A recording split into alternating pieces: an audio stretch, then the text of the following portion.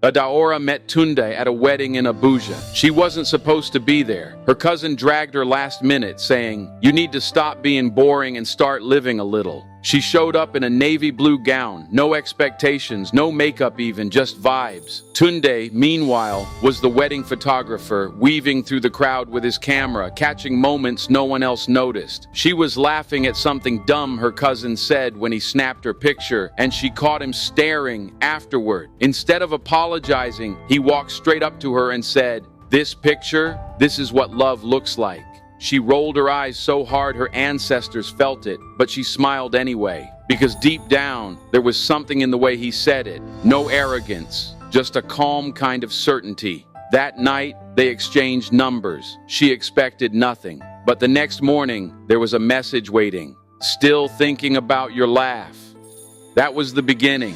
What started as random chats turned into midnight calls. They talked about everything. Music, childhood, God, the weight of expectations. Tunde was easy to talk to, like a diary with a heartbeat. Adaora found herself opening up in ways that scared her. She had spent years building walls, being the serious one, the planner, the achiever. But this man, with his untamed hair and deep voice, made her want to rest, to trust, to love. She visited Lagos 2 months later. He met her at the airport with jollof in a flask because she'd once mentioned airport food was trash. That gesture alone, dangerous. That was the trip they kissed for the first time, and Adaora knew she was in trouble. He wasn't the guy her mother would approve of. He didn't wear blazers or talk about pension plans, but he saw her, really saw her. And in a world where she was always performing, that felt like magic.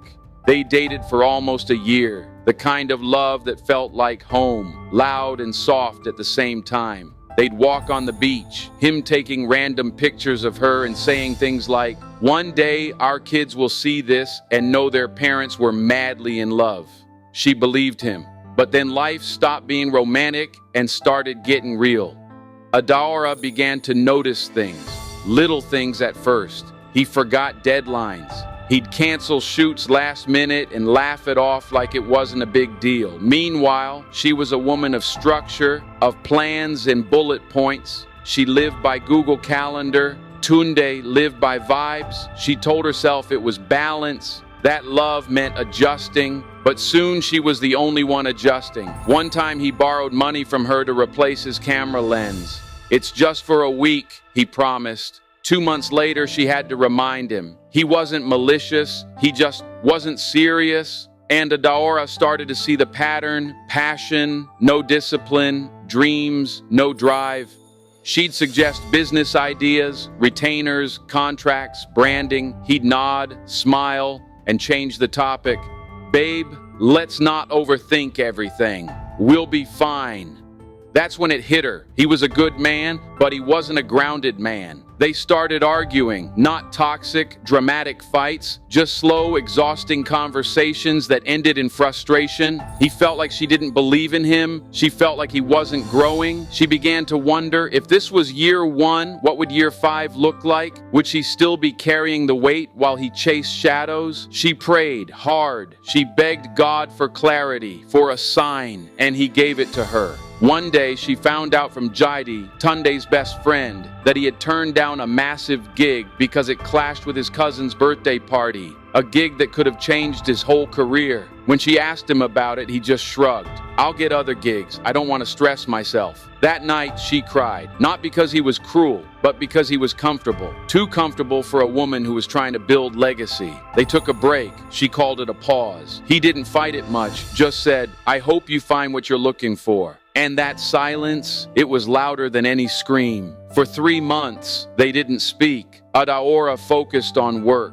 on herself. The pain was loud at first, but soon it turned into clarity. She started sleeping better, eating better. Her mind wasn't constantly anxious about carrying 2 people's dreams. She got a promotion. She traveled to Ghana for a conference. She met new people, grew. Tunde, He struggled. Clients dried up. Money became tight. He had to move in with his cousin temporarily. That's when it hit him. He had taken her presence for granted. She wasn't just his lover. She was his mirror. The one person who saw who he could be and held him to it. One night he sent her a voice note. His voice cracked. "You were right. I wasn't ready. I was scared of responsibility, of structure, of everything you stood for. But I'm working on myself now. Not to win you back, but because I owe it to myself."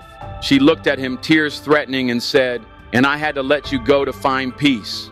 They parted. No drama, no regrets. Just two people who had loved deeply, learned painfully, and grown separately. She went home to her husband and her baby girl. He went home to his solo apartment, his studio booked for months. Life had moved on, and that was okay, because sometimes love is the lesson, not the destination.